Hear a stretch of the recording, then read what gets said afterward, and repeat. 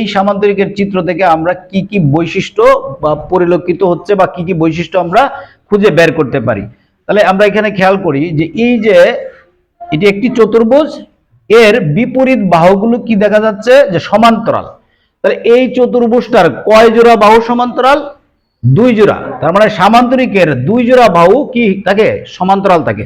2 জোড়া বাহু বলতে এই বাহুটা আর এই বাহুটা সমান্তরাল, তাহলে এই দুটো মিলে হচ্ছে 1 জোড়া, আর এই বাহুটা আর এই বাহুটা মিলে হচ্ছে 1 জোড়া। তাহলে কয় জোড়া পেলাম? 2 জোড়া বাহু কি পেলাম? সমান্তরাল। তো সামান্তরিক থেকে আমরা পাই যে 2 জোড়া বাহু সমান্তরাল। যেমন ট্রাপিজিয়ামের ক্ষেত্রে আমরা কি পেয়েছিলাম? ট্রাপিজিয়ামের ক্ষেত্রে পেয়েছিলাম যে 1 জোড়া বাহু সমান্তরাল, কিন্তু সামান্তরিকের ক্ষেত্রে কি হবে? 2 জোড়া বাহু সমান্তরাল। তাহলে জোড়া হয় কিভাবে? দুটি মিলে হচ্ছে জোড়া। যেমন এই বাহুটা আর এই বাহুটা হচ্ছে সমান্তরাল, তাহলে এই দুটো মিলে হচ্ছে একটা জোড়া, আর এই বাহুটা আর এই বাহুটা মিলে হচ্ছে একটা জোড়া। তাহলে আমরা কি পাচ্ছি এখানে? সামান্তরিকের 2 জোড়া বাহু পরস্পর সমান্তরাল। কথাটা কি বুঝতে পেরেছো? তদ্রূপ আমরা আর কি বলতে পারি? এর যে বিপরীত কোণ, মানে এই কোণ এবং এই কোণ, এরা পরস্পর কি হবে? সমান। ধরো এই কোণটার মান 65 ডিগ্রি, তাহলে এই কোণের মান কত হবে? 65 হবে। এই কোণ যদি 65 হয় তাহলে এই কোণটার মান কত হবে? 65 হবে। কথা কি বুঝতে পেরেছি?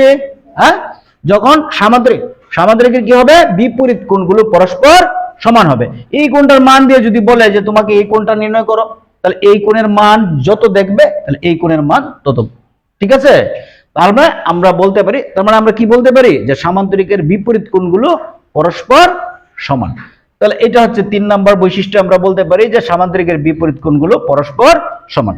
তারপরে আমরা আর কি বলতে পারি? যে সামান্তরিকের দুটি সন্নিহিত কোণের সমষ্টি 180 ডিগ্রি বা 2 সমকোণ।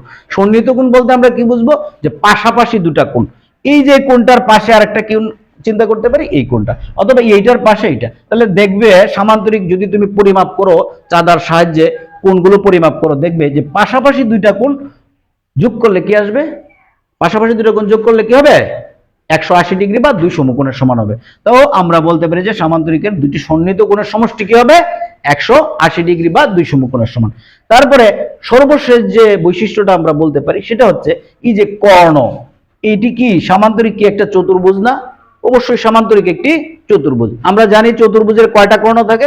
2টা করে কর্ণ থাকে। কর্ণ কিভাবে হয়?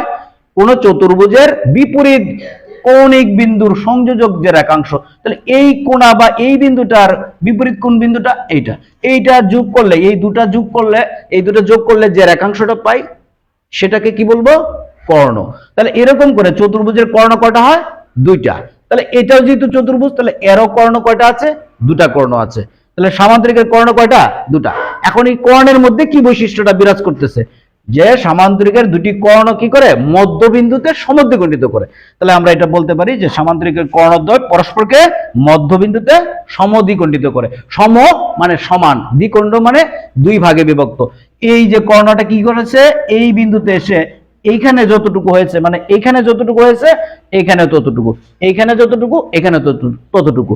সেজন্য আমরা বলি যে সামান্তরিকের কর্ণদ্বয় কি করে? পরস্পরকে মধ্যবিন্দুতে সমদ্বিখণ্ডিত। সম মানে সমান, দ্বিখণ্ড মানে কি? 2 ভাগে বা বিভক্ত করা। তাহলে এইখানকার পরিমাণ আর এখানকার পরিমাণ মানে দৈর্ঘ্যটা সমান হবে। ঠিক একইভাবে এইটার পরিমাণ আর এইটার পরিমাণ সমান। এই জন্য এটাকে বলা হয় যে সামান্তরিকের কর্ণদ্বয় পরস্পরকে সমদ্বিখণ্ডিত করে। এই যে বৈশিষ্ট্যগুলো, তো পরীক্ষায় তোমার কি আসতে পারে? 3টি বৈশিষ্ট্য লেখো, 2টি বৈশিষ্ট্য লেখো বা 4টি বৈশিষ্ট্য লেখো। সবগুলো বৈশিষ্ট্য হয়তো চাইবে না, তোমার যেগুলো ভালো লাগে সেগুলো তুমি পরীক্ষায় দিবে। তো ধন্যবাদ সবাইকে।